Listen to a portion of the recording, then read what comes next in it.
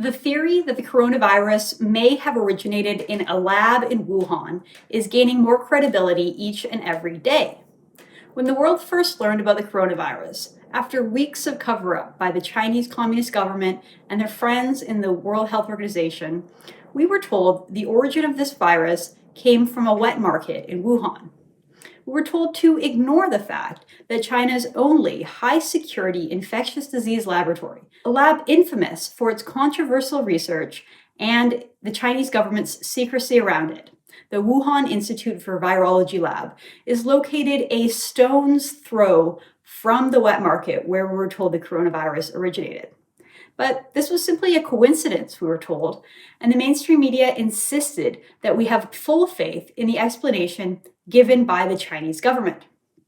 Dissenting thinkers who raised questions about the links between this new coronavirus and China's lone biosafety level 4 laboratory located in the same city, well, they were attacked and maligned, and this includes myself. All the way back in January, I raised some concerns. I thought they were valid concerns, asked questions just as journalists are supposed to do, questioning the link between the possibility that these labs or China's biological warfare program was somehow linked to the deadly virus.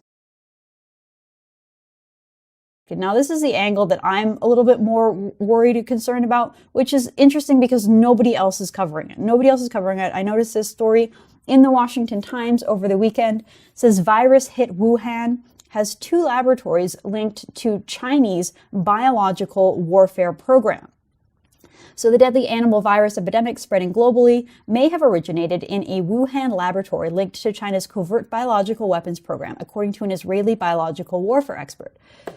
Radio Free Asia this week rebroadcasted a local Wuhan television report from 2015 showing China's most advanced virus research laboratory, known as the Wuhan Institute for Virology, Radio Free Asia reported.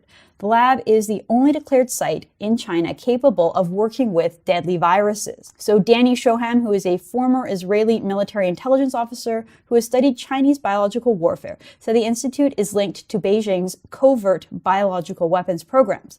This is a quote from Shoham. Certain laboratories in the institute have probably engaged in terms of research and development in Chinese biological weapons, at least collaterally, yet not as a principal facility of the Chinese biological warfare alignment, he told the Washington Times. Work on biological weapons is conducted as part of a dual civilian-military research and is definitely covert, he said in an email.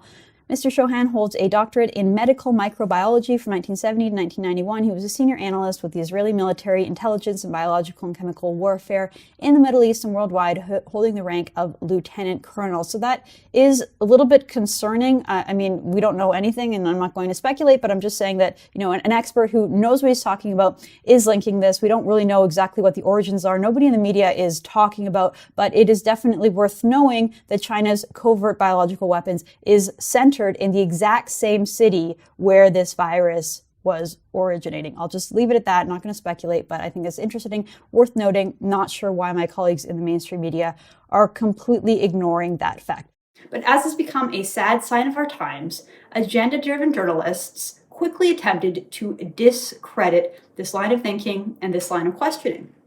For example, freelance journalist Justin Ling wrote a column in Foreign Policy magazine regurgitating Chinese propaganda and accusing me of spreading misinformation and conspiracy theories simply for asking some questions and quoting an Israeli scientist who was also raising similar concerns.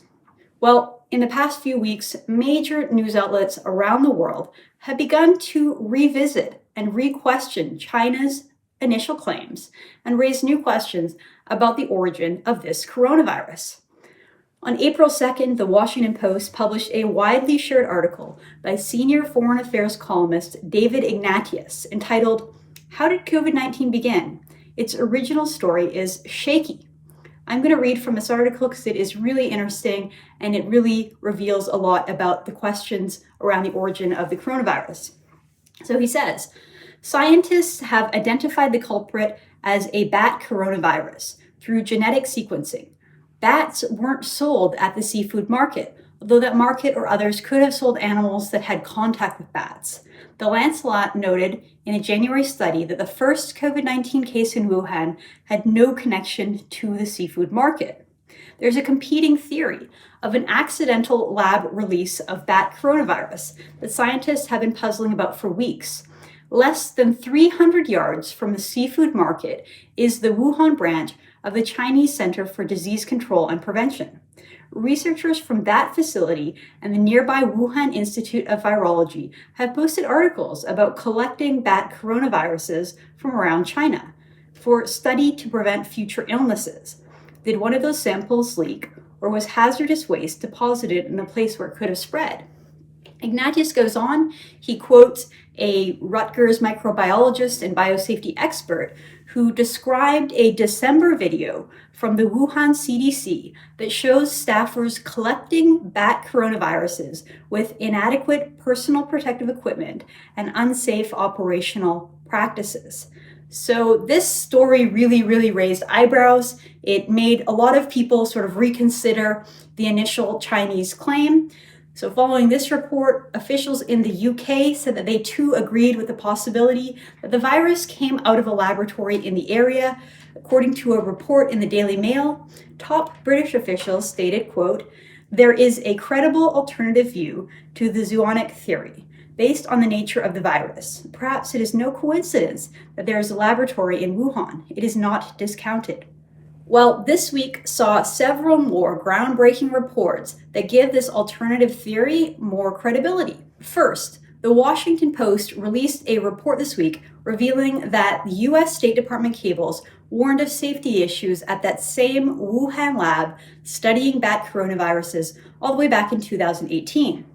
According to the report, U.S. embassy officials visited a Chinese research facility in the city of Wuhan several times and sent 2 official warnings back to Washington about inadequate safety at the lab, which was conducting risky studies on coronaviruses from bats. So that was the first indication that we knew that there were problems at these labs and that it went all the way to the top within the US government. Okay, second, on Wednesday evening, we had a bombshell of a news report from Fox News about the same Wuhan lab and the possibility of a leak. So Fox News White House correspondent John Roberts reported that US officials had a high confidence that the coronavirus leaked from a Wuhan lab. He asked the question to President Donald Trump during Trump's nightly briefing on the coronavirus, and this is what that sounded like. John, go ahead. Mr. President, multiple sources are telling Fox News today that the United States government now has high confidence that while the coronavirus is a naturally occurring virus, it emanated from a virology lab in Wuhan, that because of lax safety protocols, an intern was infected, who later infected her boyfriend, and then went to the wet market in Wuhan, where it began to spread. Does that correspond with what you have heard from officials? Well, I don't want to say that, John, but I will tell you more and more we're hearing the story, and we'll see. When you say multiple sources, now there's a case where you can use the word sources.